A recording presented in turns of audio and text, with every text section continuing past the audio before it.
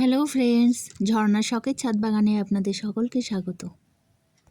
বৃষ্টি ভেজা ফুলগুলোকে দেখুন কত সুন্দর লাগছে, অসাধারণ দেখতে লাগছে।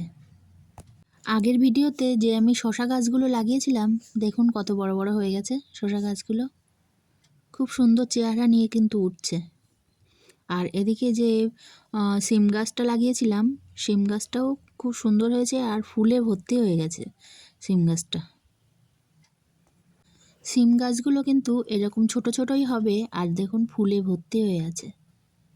সিমের এই জাতটা কিন্তু আমি প্রথমবার লাগালাম আমার ছাদ বাগানে।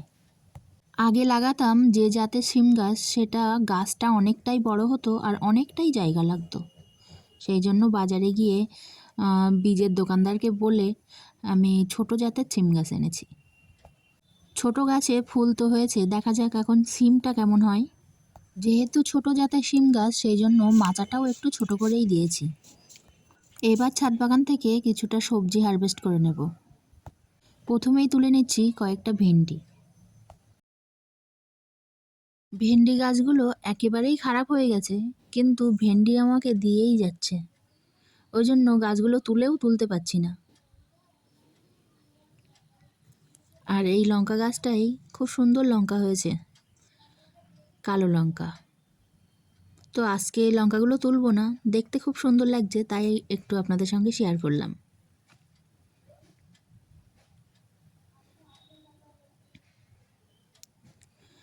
আর গাছে একটা লেবু পেকে আছে, লেবুটাও তুলে নিলাম। এই দেখুন, হারভেস্ট করলাম এইটুকু। আরও কয়েকটা গাছে ভেন্ডি আছে, সেটা পরের দিন সকালে চলে এলাম আর কটা ভেন্ডিও তুলে নিতে। এই ভেন্ডিগুলো আগের দিন বিকালে আর তোলা হয়ে ওঠেনি, আজকে সকালে চলে এসেছি, ভেন্ডিগুলো তুলে নিলাম আর একটু পুঁই শাকের ডাঁটা তুলব। কত সুন্দর পুঁই শাকের ডাঁটা হয়েছে দেখুন, একেবারে চকচক করছে। এখান থেকে দুটো তুলে নিলাম আর এক জায়গা থেকে আর কয়েকটা ডগা আমি তুলে নেব।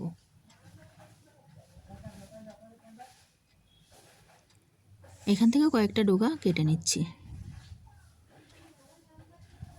গাছগুলো আর কয়েকদিন রেখে দিলে পুঁই শাকের বিটলে হতো, কিন্তু বিটলে আমাদের বাড়িতে কেউ খেতে ভালোবাসে না, ওই জন্য আমি ডগাগুলো কেটে নিচ্ছি। ডগাগুলো সব কাটা হয়ে গেলে গাছটা তুলে দেব। বর্ষার জল পেয়ে পুঁই শাকগুলো দারুণ হয়েছে। আজকে এটুকুই সবজি হারভেস্ট করলাম, কিছুটা পুঁই শাক আর কয়েকটা ভেন্ডি। এবার যাব রান্নাঘরে।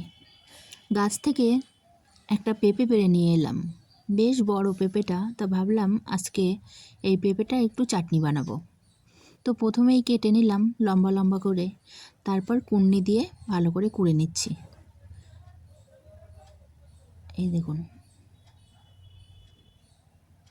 ঠিক এই সাইজে পেঁপেগুলো কুড়ে নেব। পুরোটা পেঁপে কুড়ে নিলাম।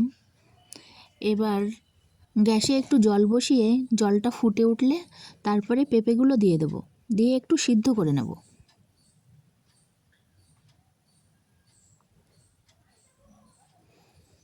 এই যে পেঁপেগুলোও ফুটে উঠেছে, এবারে নামিয়ে দেব। একটা ঝুড়িতে দিয়ে জল ঝরিয়ে নেব। তারপর কড়াইতে সামান্য একটু জল দিয়ে সেই জলে পরিমাণ মতো চিনি দিয়ে দেব। নাড়তে নাড়তে চিনিটা গলিয়ে নিলাম।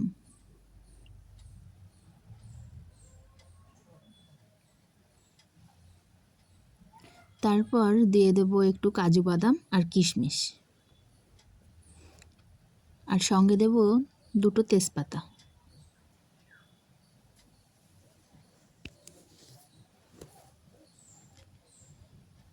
তারপরে পেঁপেগুলো দিয়ে দেব।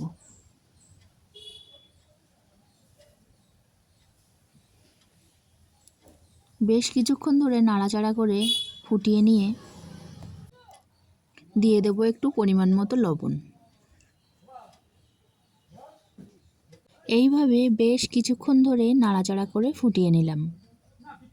এইভাবে চাটনি করলে খেতে কিন্তু দারুণ লাগে।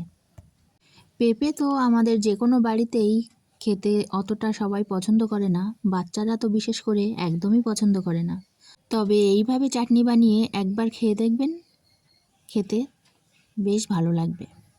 এই চাটনিতে টক হিসাবে দিতে পারেন লেবুর রস, কিংবা ঘরে যদি তেঁতুল থাকে তেঁতুলটাকে ভিজিয়ে রেখে সেই তেঁতুলের কাতটা বার করে দিলেও এই চাটনি কিন্তু ভালো লাগে। সেক্ষেত্রে তেঁতুলের কাত দিলে চাটনিটার কালারটা একটু কালো মতো হয়, আর লেবুর রস দিলে কালারটা সুন্দর থাকে। এই চাটনিতে আমি দিয়ে দিলাম লেবুর রস।